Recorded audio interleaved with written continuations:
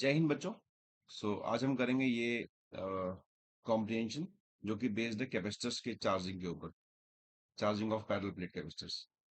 तो question is saying four metallic plates are placed as shown. तो चार plate रख दी।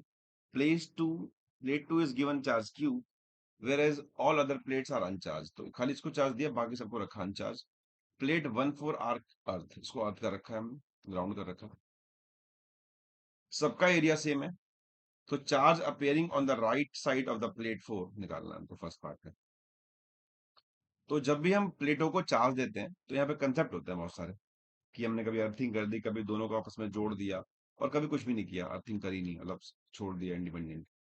तो जब भी हम अर्थिंग करते हैं किसी भी प्लेट को, जैसे कि ये तीन प्लेट है, आप किसी एक को अर्थ कर दो, तो आउटर फेसेस पे चार्ज हमेशा जीरो होगा। चाहे वो कितनी प्लेट्स भी हो, चार प्लेट भी हो, आप किसी भी दो को अर्थ कर दो, एक को अर्थ कर दो, तो आउटर पे चार्ज हमेशा जीरो ही निकल के आएगा। आप किसी भी प्लेट को अर्थ करके देख सकते हो। ठीक है, तो ये कंसेप्ट आपको पता होना चाहिए। तो मैं सीधा यहाँ बोल सकता हूँ कि अगर आप अर्थ कर दोगे किसी भी एक प्लेट को, दोनों को, तो जो आउटर प्लेट्स हैं उन पे चार्ज विल बी जीरो। तो फर्स्ट यही कह रहा है कि charge appearing on the right side of the plate four, तो वो उसमें जीरो रहेगा, तो zero directly we can say. हाँ, सेकंड पार्ट के लिए हमें काम करना पड़ेगा, बिकॉज वो पोटेंशियल डिफरेंस पूछ रहा है। तो अब ध्यान से देखिए क्वेश्चन को कैसे सॉल्व करते हैं हम लोग, और अपने कंसेप्ट को स्ट्रॉन्ग करें। ठीक है नाउ, तो अगर ये किसी भी प्लेट को अर्थ करता तो मैं आंसर जीरो ही बोलता, आउटर फेस पे। ठीक, नाउ आगे चलते हैं। अब चार्ज को डिस्ट्रीब्यूट करते हैं, समझने की कोशिश करें कि क्या होगा। तो अगर यहाँ पे कुछ जीरो आया है, तो यहाँ पता नहीं कितना होगा,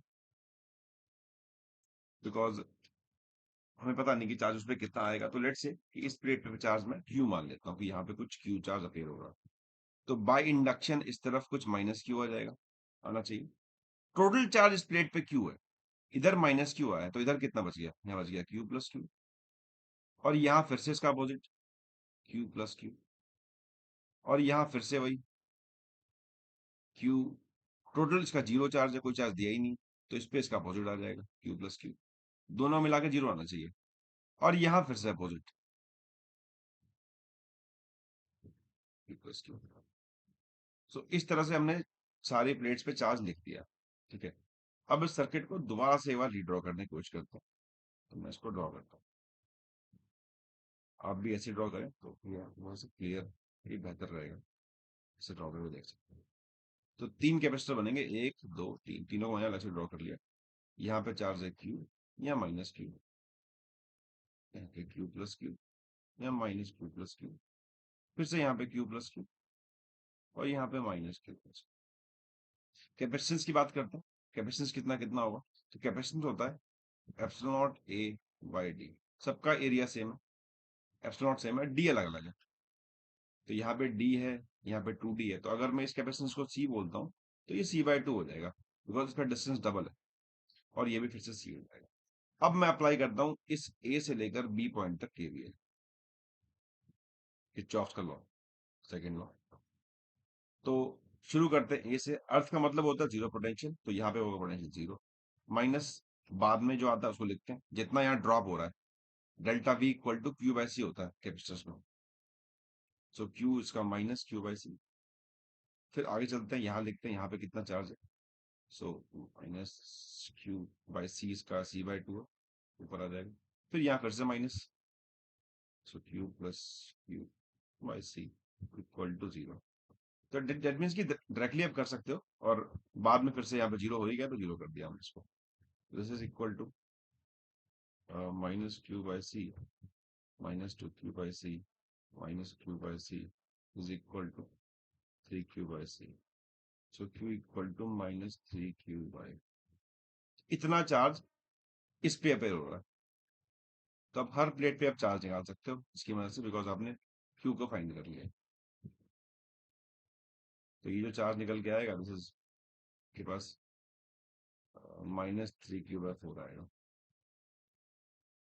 और ये plus three Q by, because यहाँ पे क्यू था, यहाँ माइनस क्यू था। अब निकालना क्या हमको, देखते हैं निकालना। अब हर प्लेट पे आप चार्ज चाहो निकाल सकते हो, क्यू को प्रूव कर लो। निकालना है potential difference between one and two, कि वन एंड टू में कितना पोटेंशियल डिफरेंस होगा। तो सिंपली जो डेल्टा भी होगा यहाँ पे, इट इज इक्वल टू जितना इस पे चार्ज है, तो 3q/4 कौन सी कितना है? Epsilon not a by d. So this will be the potential difference across this capacitor, जिसमें से जो के पास ये है ज्यादा पोटेंशियल पे और ये कम पोटेंशियल पे। उसने मॉड पूछा, वैल्यू पूछी, तो option will be option number C. So इस तरीके से किया जा सकता है। सिंपली अर्थ किया, आउटर प्लेट पे जीरो करो, चार्ज को डिस्ट्रीब्यूट करो और केवीएल लगा दिया and easily we can solve. तो इस क्वेश्चन में बच्चों को बहुत डाउट होता है, लेकिन आई बिलीव कि आप लोग क्लियर होगा और आपको केवीएल लगाना आता है। तो सो इस तरह की और वीडियोस के लिए मेरे को फॉलो करें, मेरे चैनल को लाइक करें, कमेंट सब्सक्राइब करें और मेरी प्लेलिस्ट को जाके एक्सप्लोर करें। टॉपिक वाइज बहुत सारे सवाल हैं, इनफेक्ट आप अगर इस टॉपिक की बात भी करते हैं तो इस टॉपिक पे भी प्लेलिस्ट बनी हुई है, इसमें क्वेश्चंस हैं कुछ जो कि कंसेप्ट को और ज्यादा स्ट्रॉन्ग कर देगी। Thank you.